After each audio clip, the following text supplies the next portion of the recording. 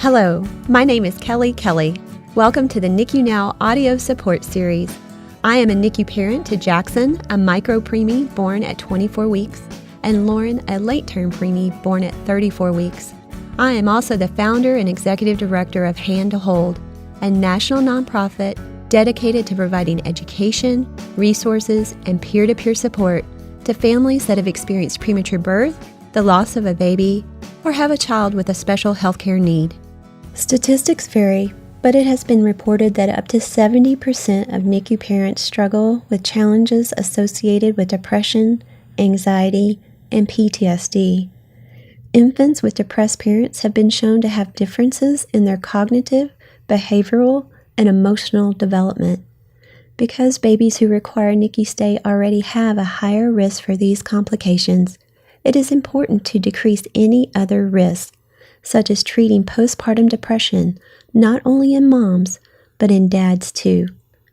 I have to admit that I did not recognize my early signs of anxiety, depression, and PTSD during and following my son's 4-month NICU stay. No one talked to me about my risk factors. No one from the NICU staff, not friends or family, not my OB or my son's pediatrician.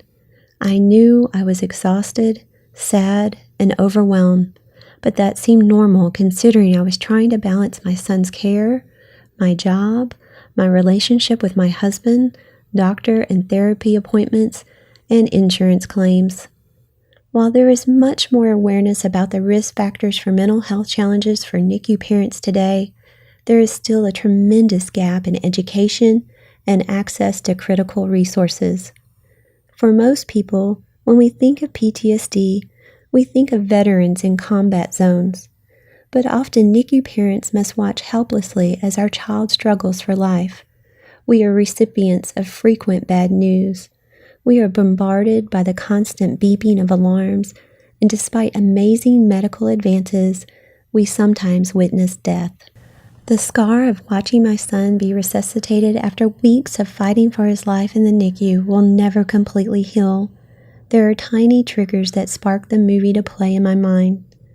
So while I did not want to admit I suffered from PTSD, I cannot deny the automatic physical response to certain stimuli. Even now, 16 years later, the smell of certain hand soaps and the tone of some alarms still trigger an automatic response, causing my heart to race, my hands to shake, and my stomach to turn. It is vital that parents have access to support, resources, and information needed to help us cope with our traumatic birth experiences and reframe our NICU journey from a time of anxiety and sadness to one of hope and transformation. Joining us now to help us better understand the impact of a traumatic birth on our mental health, not only during a NICU stay, but sometimes for long after a hospital discharge, is Katie Pendleton. Katie graduated with her master's in social work from the University of Texas at Austin in 2005. She is an active member of the Pregnancy and Postpartum Health Alliance in Texas and is part of the Austin Perinatal Clinicians Group. She completed advanced maternal mental health training through the Selene Institute in New York. Welcome, Katie. I am so very pleased to have you here today to be a part of this very important episode so that we can talk about maternal mental health. Welcome. Hi, thank you so much for inviting me to be a part of this. Well, if we could, I'd like to start by just having you define for us what is trauma. So when talking about trauma, it can be helpful to break down the components of our memory, how our memory works. So we have two parts. We have explicit memories and implicit memories. Explicit memories are our factual, objective memories, what time of day it was, what you were wearing, if it was sunny or raining. Implicit memories are subjective and more subconscious, so how you are feeling, your body sensations and perceptions. In normal memory processing, the implicit and explicit parts of the memory are linked together and they're stored in our autobiographical memory. So for example, if I think back to my wedding day, I can visualize my dress, my sister as my maid of honor, my husband standing at the end of the aisle, And as I start to recall this memory, I feel warmth in my body, I feel excited, I feel happy. But as I recall this memory, I have a very clear sense that it was in the past, it is time-stamped, and that the emotions that go with it are also in the past. When we experience a traumatic event, our body, it goes into a threat response, sometimes referred to as the fight, flight, or freeze response. When this happens, various hormones are released that shut down parts of our brain that organize and link our implicit and explicit memories. So the memory does not process it, and the implicit responses, so the body sensations and feelings that go with it, are left very disorganized in our mind and body. Okay, so I think I understand what you're saying. I'm going to break it down for just a second. What you're explaining then is when I've gone through this trauma, so the very trauma of having my son early. So I'm being rushed to the hospital. They're trying to decide how far along in my pregnancy he is. And then I'm, very hurriedly prepped for this C-section. So my memories of that day are really stuck in my head. I still kind of see that movie. I can hear the music. I can see the people who were around me.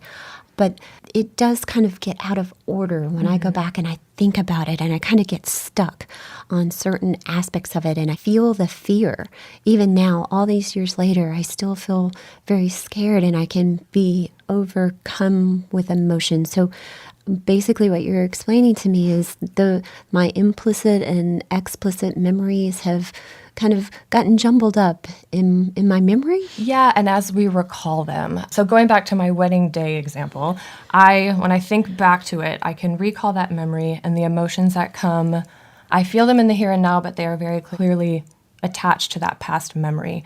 With traumas, we can have triggers of that event, but the emotions that come do not feel like they are attached to the past. They feel like it is happening in the here and now. So we are in this moment feeling under threat, powerless. Wow, that explains a lot for me. There are even some stores that I shop in all these years later, and they'll do an overhead announcement, and it'll have kind of a tone to it, and it sounds like the tone of his monitor, and I can feel my heart starting to beat faster, and I have often started to hyperventilate and have had to leave the store because I'm so overcome with those emotions, but from a physical standpoint as well. So I think that makes a lot more sense to me now, understanding how I've been impacted from that traumatic experience. So moving on from trauma, I'd like to spend some time kind of breaking down the different perinatal mood disorders that are typically associated with preterm birth, or can be. I've heard so many. We talk about depression and anxiety and PTSD and baby blues. So can you just take a moment and kind of walk us through these different perinatal mood disorders and give us some risk factors and some signs that we need to be looking for in ourselves or in our partners? Yeah, absolutely. So to start off with just going through some of the different mood disorders, baby blues, 80% of mothers experience them. They're very common.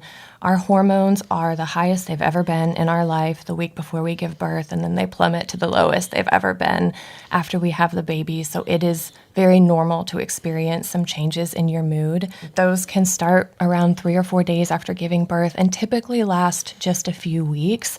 If you notice symptoms ongoing from there, that's when we start to be curious about a possible mood disorder.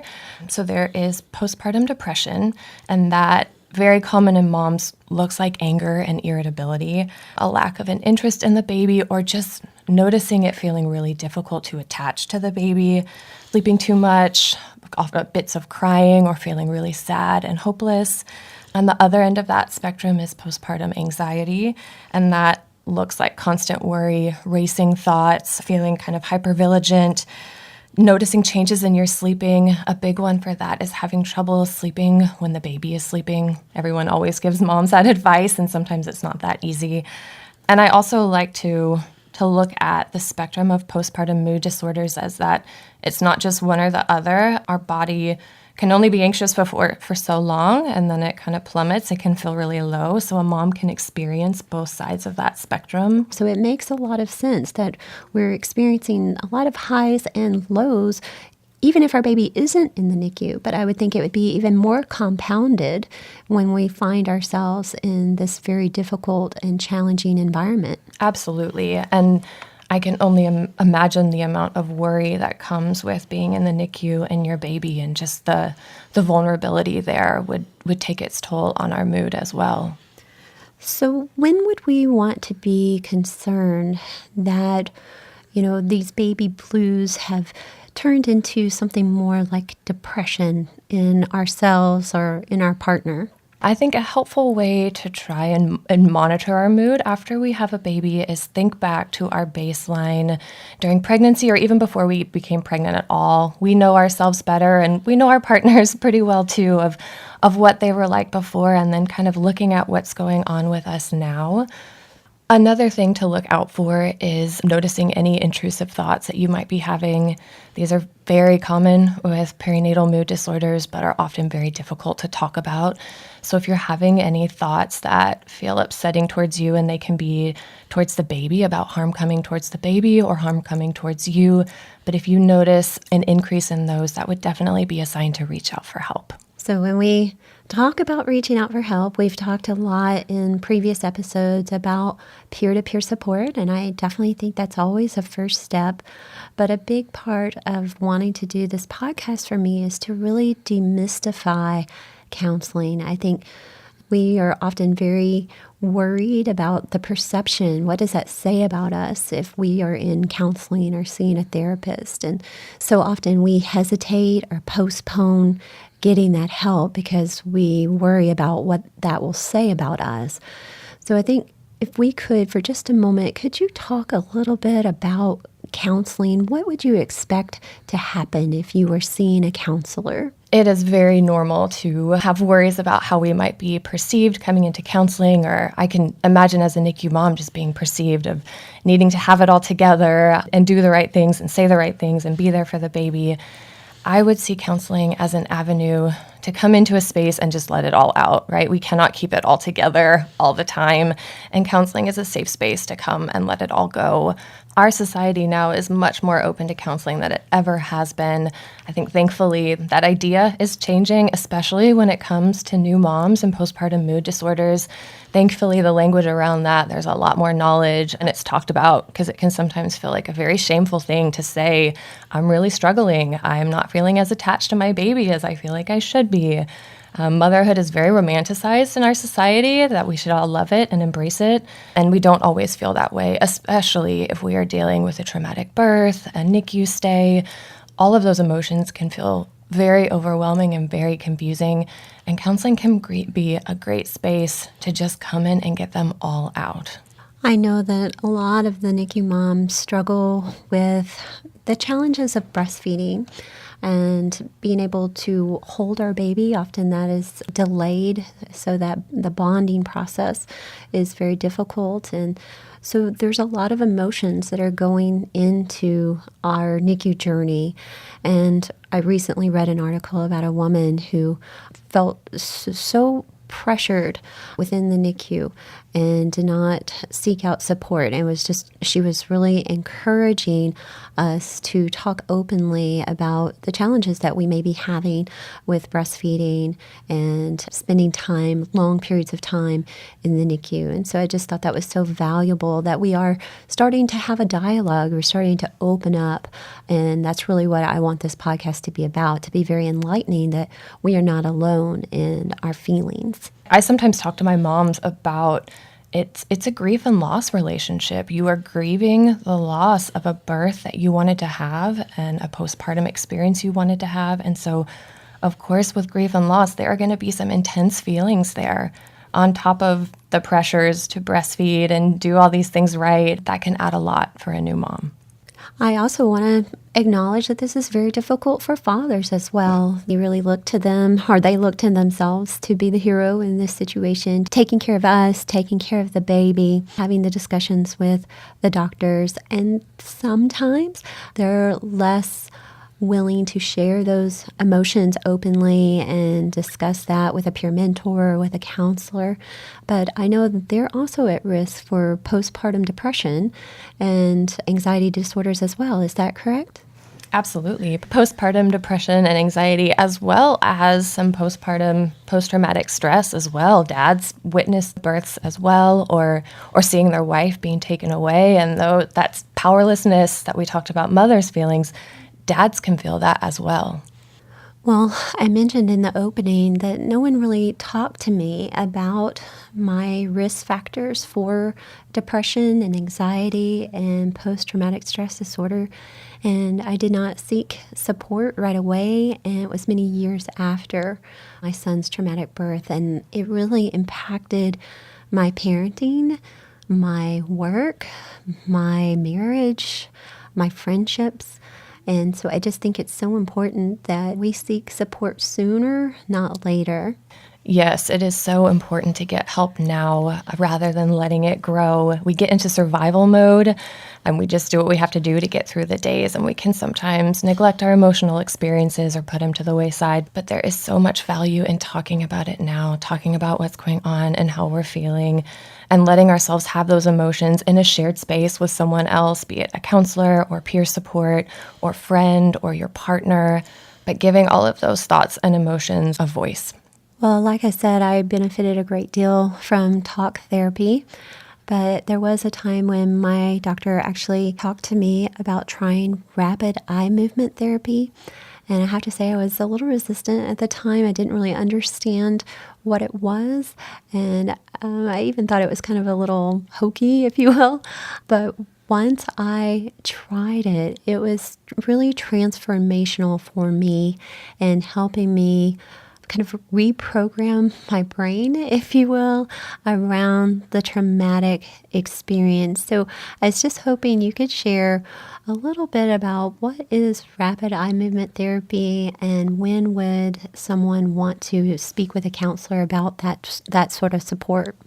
EMDR can be a very helpful tool to use in addressing trauma and trying to heal from trauma. I actually had my own traumatic birth and used EMDR to work through that and found it to be so incredibly helpful and effective. And that prompted me to get trained in it and use it within my practice. So EMDR, it stands for Eye Movement Desensitization and Reprocessing. And it is an intervention that we use to help people heal from emotional distress. In EMDR, you would be asked to hold different parts of the traumatic event in your mind, and the therapist would ask you to track their fingers as they move them back and forth in front of your field of vision. The eye movements are called bilateral stimulation, and what they do, they help access the traumatic memory network. The purpose of the bilateral stimulation is to give the client's mind a space to process the event with new associations and insights. So like you said, it gave your mind the opportunity to look at it differently. Negative beliefs about ourselves and our safety are huge in traumas. I'm not safe, I am responsible, it's all my fault, I should have done something differently. EMDR gives us a tool to identify these beliefs and then work towards more adaptive and more compassionate beliefs about ourselves. So I did the best I could. I am safe. I can take care of my baby. I think that's so important because I really didn't. I knew that I felt guilty over the birth, but I didn't realize how deeply those feelings went. And I think through therapy, I've really come to appreciate how strong I was and all that I did to help my son through the NICU experience and try to find the happiness and the joy and the blessings of that NICU experience. Now, that didn't come for quite some time, but I feel like it's really important through support groups and peer mentorships and communication with a counselor or your social worker to be able to process the feelings as they're happening as you're going through the NICU journey. And I love the way that you talked about strength and how much strength that does take to be there with your baby and to go through everything that those moms have to go through. Right. You mentioned self-care earlier, and I just think self-care is such an important part of the NICU journey. And we talk more in depth about self-care in another episode, but often self-care is also just how we perceive ourselves and the emotions that we're carrying with us, our thought process every day about who we are as a mom and as a wife and daughter and friend and all of those things, and letting go of the guilt and negativity that we may be holding on to because of the blame of our bodies failing and causing the preterm birth, when we know we had done everything we were supposed to do and we would have never chosen this for our child, and to kind of process those very dark and deep thoughts. I do a lot of work with my clients on bringing forth our compassionate voice. Sometimes it's really hard and our critical voice takes over, but if we can bring in that compassion for ourselves, that can help facilitate our healing. Well, we also talk about the fact that the challenges of a NICU stay don't always end at the hospital doors. Typically, when we go home, we are isolated because of our baby's immature immunity systems and our fear of them getting RSV or other illnesses. So that can lead to isolation. And I know that's really when a lot of my anxiety and my hypervigilance of caring for the baby on my own, that all of that kind of rushed in on me after being in the NICU for so long. And then I was home and everything was, I was isolated and on my own and no one to talk to and trying to take care of this medically fragile baby. And I think that's when my anxiety really intensified. So can we talk a little bit more about anxiety disorders and hypervigilance and caring for ourselves and our babies? Isolation is a big part of motherhood, even for a newborn mom, and I can only imagine for a mom bringing her home from the NICU with a medically fragile baby, being told that she can't leave the house and can't have the baby around new people, a baby who I'm sure she wants to show off to everyone, can lead to lots of anxious and worried thoughts. Postpartum OCD is another part of the postpartum mood disorder umbrella.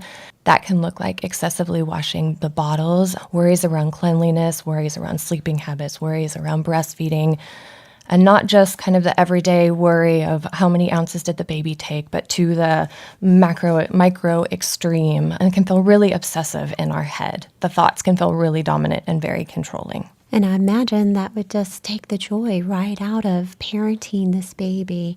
I know for us, my husband had made a chart at home with all these stickers so I would know when to give the different medications and be able to track them because, you're so exhausted and you're trying to keep up with all these things and make all the doctor's appointments, and even just the fear of taking Jackson out of the house to doctor's appointments and handling all of the medical bills. I mean, there's just so much stress and anxiety, but it's easy to not enjoy these milestones our babies are reaching and the time with our babies. So I just really want to encourage parents. I feel like connecting with a peer mentor, seeking out professional support, counseling if that's needed, and also finding the joy in every day, really spending time connecting with the baby, soaking up that time that you missed holding them in the NICU, and trying not to fixate on all of the medical issues and challenges, but really use that time to bond with the baby and find the happiness there of watching them smile and hold their heads up and do tummy time and all of those things that we've been looking so forward to while we're in the NICU. And tying on to that, sometimes with the moms I work with, we talk about mindfulness. And as we feel those thoughts in our head, gain power and momentum, trying to bring our attention back to the here and now. And just as you were saying, look at the baby, make eye contact with them. That's so helpful in that attachment building. Stroke their hair, feel the softness of their skin. All of those things can bring us back to the here and now and try and circle around that joy of where you are with your baby. So I was not diagnosed with PTSD for several years after my son's early birth. And so I really want to educate our listeners about what is PTSD. I really had always associated that with military veterans, someone who had been in a tragic car accident. I did not want to admit to myself or others that I had PTSD. So can you just explain the diagnosis and the symptoms, and when would we need to seek out support? Absolutely. So with post-traumatic stress disorder, research actually shows that it takes about 3 months for our memory networks to kind of settle down. So it can show up later. The symptoms absolutely can exacerbate and start to feel more intense as the time goes by. Symptoms of PTSD would look like flashbacks, so kind of going through your daily routine and then all of a sudden having a flashback of the traumatic event. They can show up as nightmares as well. Avoidance of things associated with the traumatic event, which can feel incredibly confusing for new moms because our baby can sometimes be a trigger for the traumatic event. And then anxiety, panic attacks, those worried thoughts, the hypervigilance. And when I say hypervigilance, I mean the kind of clenched fist, tightened muscles, arousal within your body. Those would all be symptoms or signs that there is post-traumatic stress going on. For me, it really was about physical reactions that I couldn't control.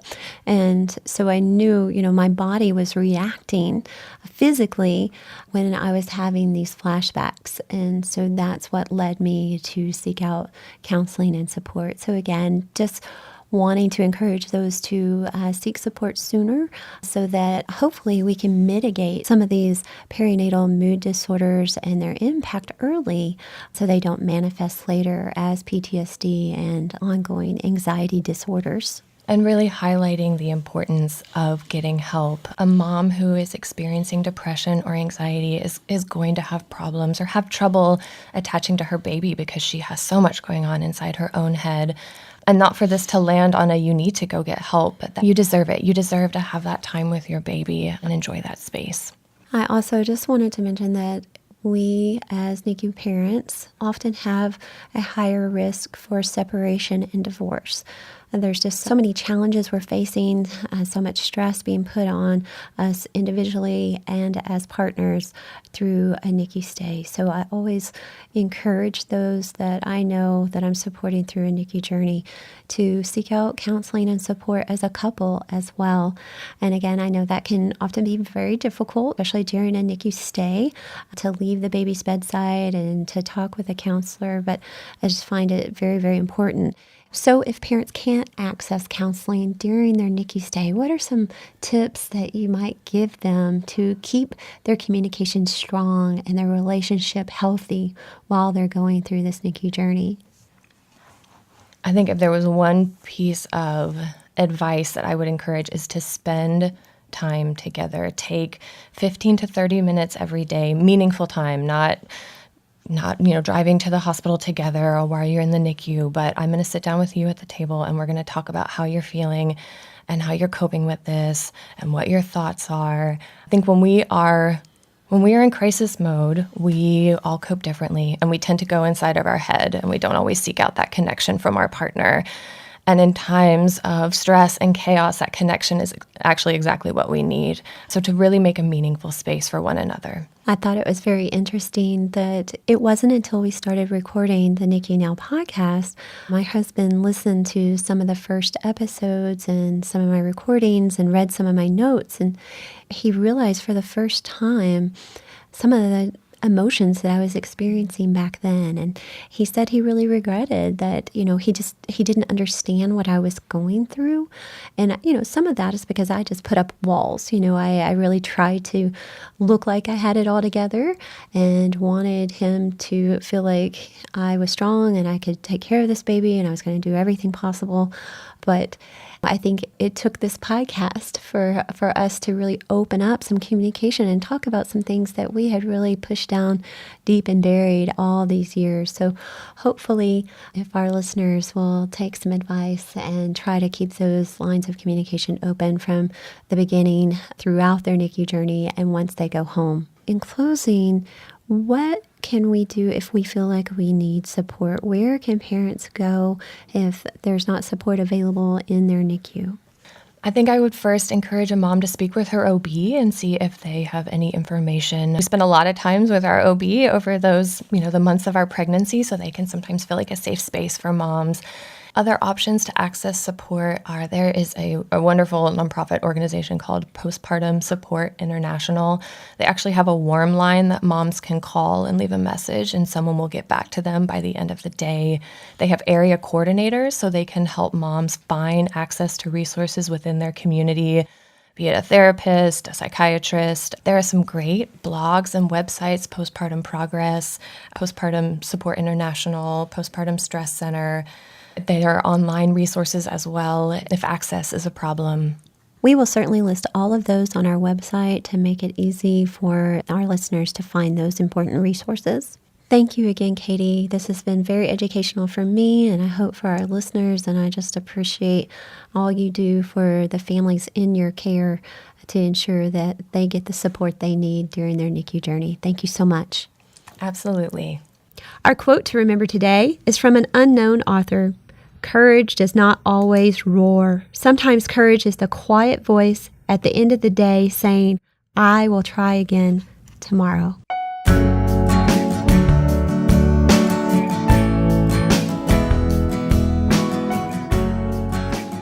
In order for NICU babies to thrive after discharge, they need smart, informed parents who understand their needs and are emotionally and physically capable of caring for a medically fragile child. Peer-to-peer support is an effective tool for helping parents navigate their NICU stay. Support from a caring and informed NICU graduate parent helps a new family feel more capable, confident, and ready to face the journey ahead. To request support, volunteer, or donate, please visit our website at handtohold.org. Thank you for listening.